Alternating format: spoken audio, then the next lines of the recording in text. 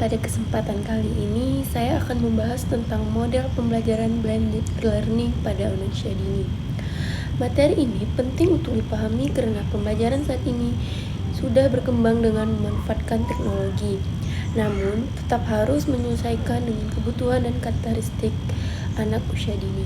Baiklah, langsung saja yang pertama saya akan menjelaskan pengertiannya. Baiklah, yang pertama ada pengertian blended learning. Blended learning merupakan model pembelajaran yang menggabungkan kegiatan belajar secara langsung atau tatap muka dengan pembelajaran daring menggunakan teknologi. Dalam pendidikan anak usia dini, blended learning tidak hanya sekedar menggunakan gadget, tetapi lebih kepada bagaimana teknologi digunakan sebagai alat bantu untuk mendukung proses belajar anak agar lebih menarik dan bermakna. Dan yang kedua adalah landasan penerapan. Penerapan blended learning didasarkan pada perkembangan teknologi yang semakin pesat serta kebutuhan pembelajaran yang lebih fleksibel.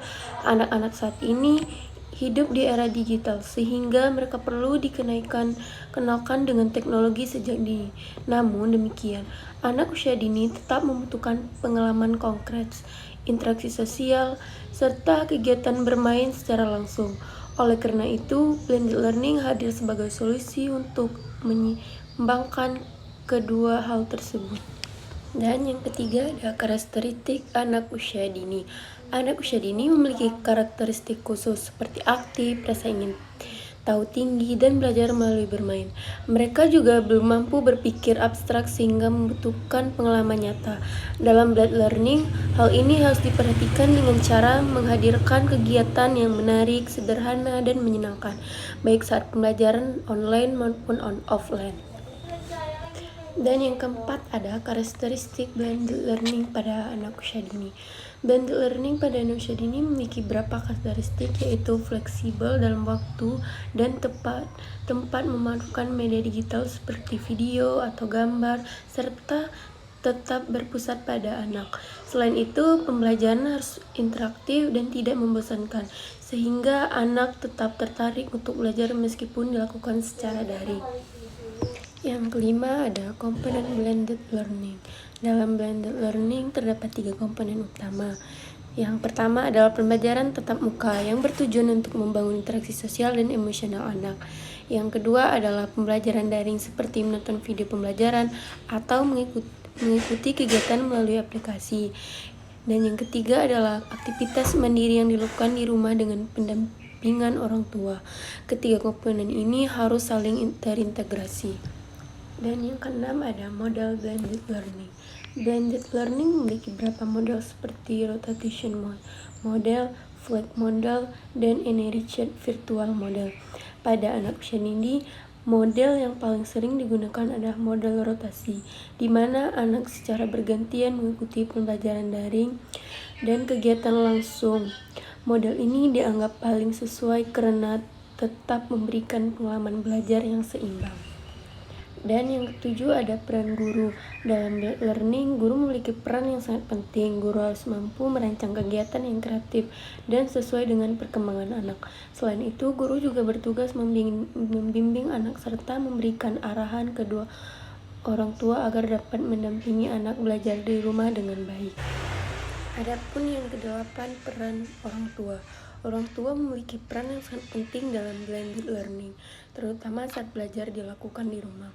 Orang tua membantu anak memahami tugas dari guru, mendampingi saat menonton video pembelajaran, serta memastikan anak tetap belajar dengan suasana yang menyenangkan. Tanpa keterlibatan orang tua, pembelajaran tidak akan berjalan secara optimal. Adapun yang kesembilan, kelebihan blended learning. Blended learning memiliki banyak kelebihan. Anak dapat belajar kapan saja dan di mana saja, sehingga lebih fleksibel. Selain itu, penggunaan media digital membuat pembelajaran lebih menarik. Anak juga dapat mengembangkan kemandirian serta keterampilan menggunakan teknologi secara positif sejak dini. Adapun yang ke-10, kekurangan bad learning.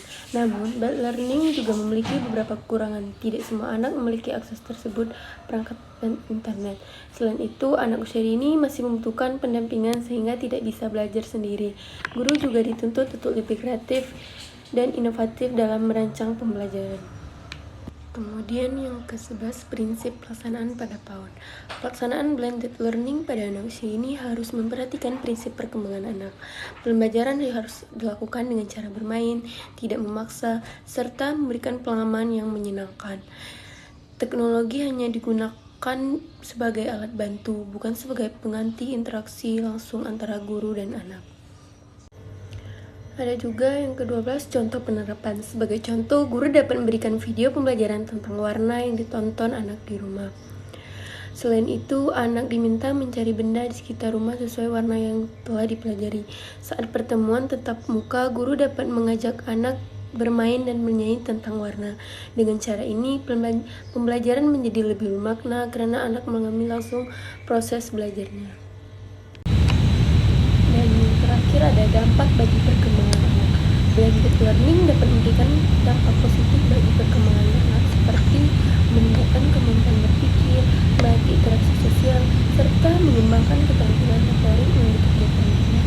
Namun, penggunaan teknologi tetap harus dibatasi agar anak tidak berlebihan.